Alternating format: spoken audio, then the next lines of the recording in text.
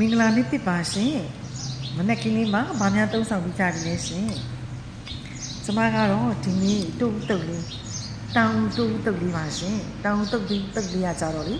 အခုကျမရောက်နေတဲ့စကိုင်းနေလည်းမတူစကိုင်းမှာကြတော့ဒီတုတ်လေးကို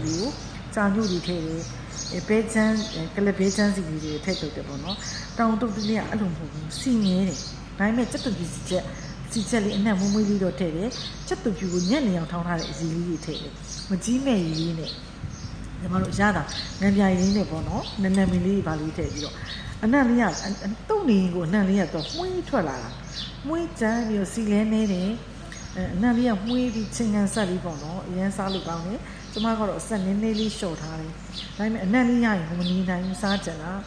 ကိုကကချင်းရှမ်း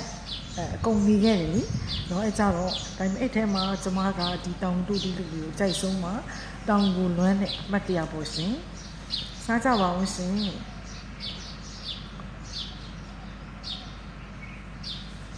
အရင်ကကောင်းလားမဆက်ထဲမှာစီရင်နဲ့အေးကြီးလည်းမဖြစ်နေဘူးစားရတာလေ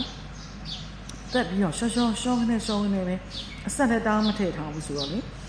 ကျမကြီးလေးနဲ့ညီအောင်တော့ရတာပေါ့နော်ဒီလိုပဲ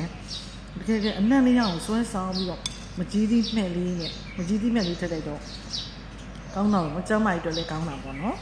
မကြီးသီးမှက်လေးနဲ့အဆက်ကလေးကိုလည်းနည်းနည်းလျှော့ထားတယ်စားလေးစားကောင်းအောင်နော်ကျမကြီးလေးနဲ့ညီအောင်ရှာကြံစားရတာပေါ့ရှင်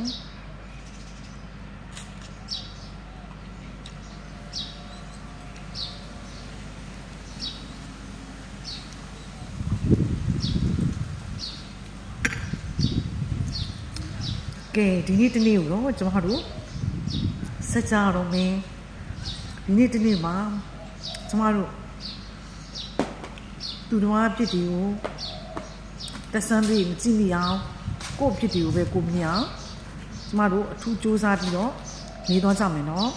မင်္ဂလာရှိတဲ့နေ့ရက်ကလေးတွေပိုင်ဆိုင်ဖို့မိမိကိုယ်တိုင်မင်္ဂလာရှိဖို့မိမိကိုယ်တိုင်မင်္ဂလာရှိတဲ့နေ့ရက်လေးဖြစ်ဖို့အတွက်ကိုယ်တိုင်မှာပဲတာဝန်ရှိတဲ့အတွက်ကိုယ်တိုင်စူးစမ်းသွားကြအောင်နော်အားလုံးမင်္ဂလာပြည့်တင်ပြီးရင်ကြည့်ရှင်းကြပါစေကောင်းကျိုးလိုရာဆန္ဒတွေတလို့တော့ပါပြီပြေဝနိုင်ကြပါစေကတ်ကြီးသုံးပါးနေပြီးတော့ကျင်းဝေးကြပါစေစိတ်နှလုံးကျမ်းမာချမ်းသာကြပါစေ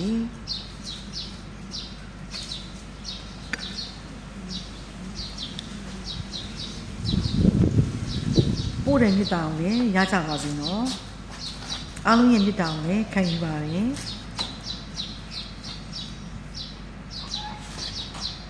သူတော်ဘာဖြစ်ကိုမြင်အောင်မကြည့်ပဲနဲ့မိမိဖြစ်ကိုမိမိကြည့်စို့နော်